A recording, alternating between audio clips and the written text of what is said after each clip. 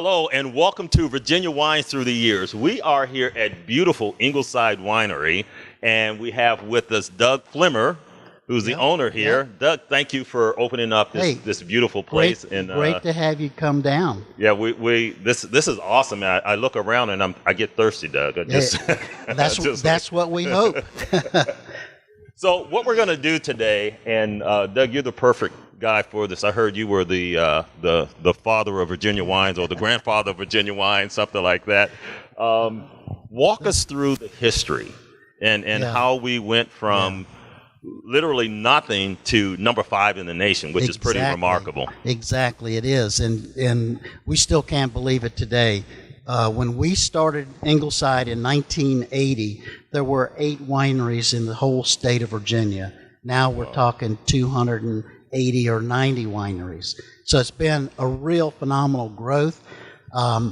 We've had lots of good luck in getting this expansion. We've had a lot of help from the state of Virginia, from the industries worked well together, our Department of ABC.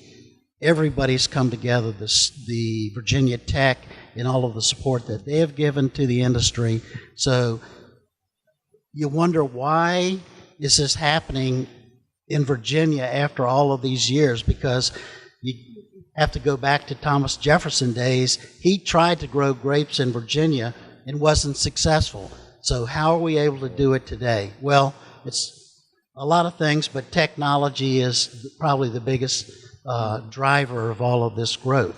So we have just taken what he started, and we're finally bringing it to something that we think Jefferson would be proud to say, that Virginia has arrived on the scene. Wow. So you mentioned Virginia Tech.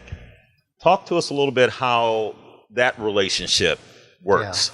Yeah. Well, as you know, Virginia Tech, being a land grant institution, supports the agricultural industry throughout Virginia. Traditionally, you think of corn, soybeans, wheat, such as that, but they do apples, they do vegetables, they do lots of agricultural crops.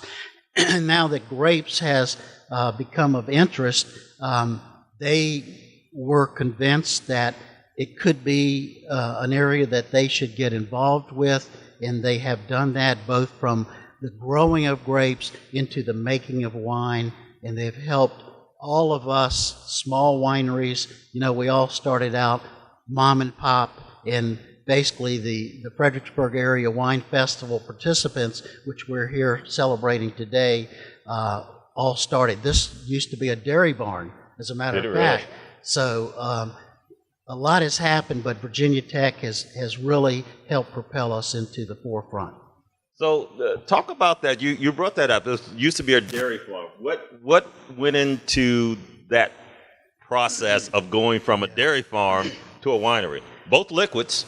Yes, exactly. But my father, who ran the dairy, used to travel to Europe and figured out there everybody was drinking wine and not very much milk. So when he came back, he looked around the landscape, and we find this throughout Virginia. It's very conducive to growing grapes. A lot of microclimates throughout the state that are good little pockets for grape growing. And I think we could see Americans taking on some of these European practices of appreciating good food and certainly wine. And people like my dad, like Lee Reeder's dad, like Jeff's dad, all started out as hobbyists, really.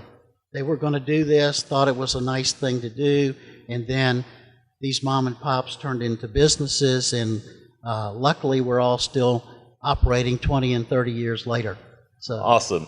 So I know, from back in the 80s to today, the laws must have been a little bit different. We're going to talk a little bit later about that relationship with ABC. But how did that evolve over the years? Well, or is it still evolving? It's still evolving, and I guess it always will be. But when we first started, it was very difficult to get permits and things to make wine in Virginia.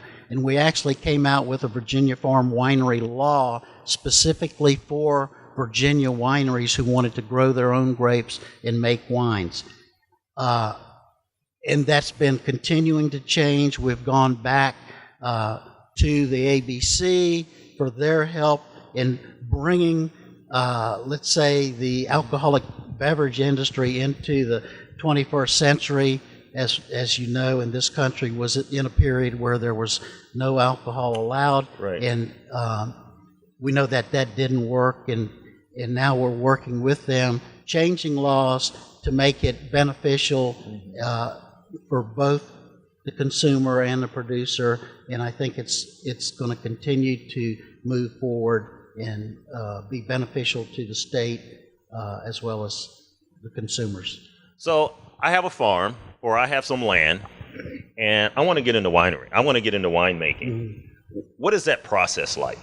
Well, number one, I would recommend that you don't. I'm just kidding, because that's what we always say, you know, the old adage of how to make a small fortune in the wine industry. It's to start with a large fortune. So it's very expensive to get into, and that's why it was limited early on, and you don't see a lot of farmers jumping over to grow grapes because there's a long payback period. And it's also a lot of risk, as there is with most agriculture.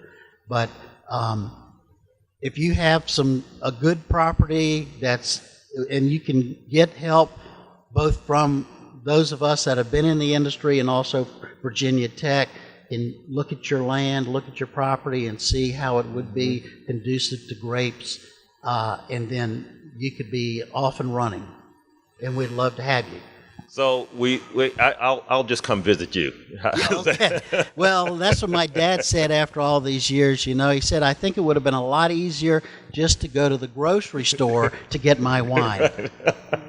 So we talked about Virginia going from literally nothing to number 5.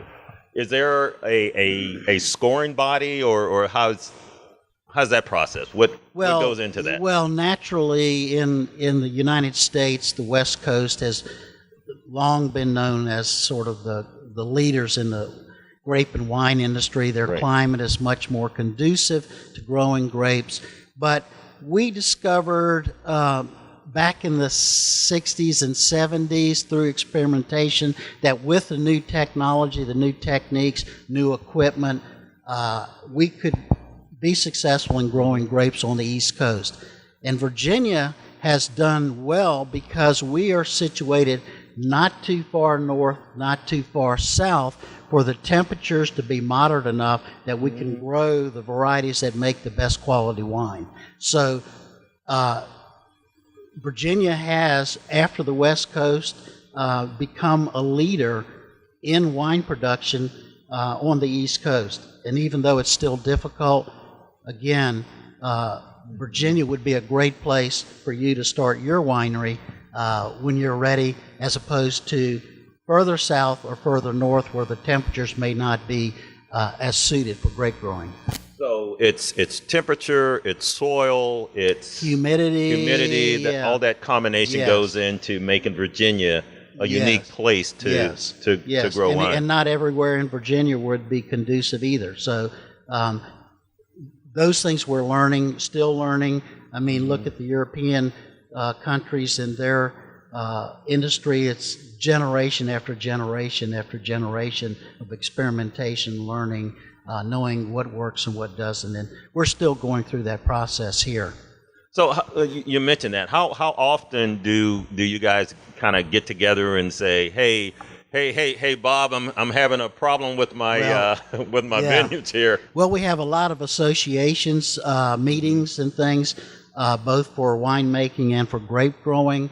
We get together at least at a major convention once a year, but we have a lot of small subgroups around the state. We have these wine trails where those wineries in that locality get together, they share information, they share marketing, they try to bring more people to their region, and it's a great industry to be a part of. Excellent. Well, Doug, we're off to a great start here today. We're going to talk to some more of your fellow wine growers. Okay. Thank you again for opening up this beautiful winery for us here today. Glad to have you, and hopefully you can come back when you're not working so hard. Well, I'm not going to be working hard later today, Okay. but thanks, Jim. Great. We'll be right back after this.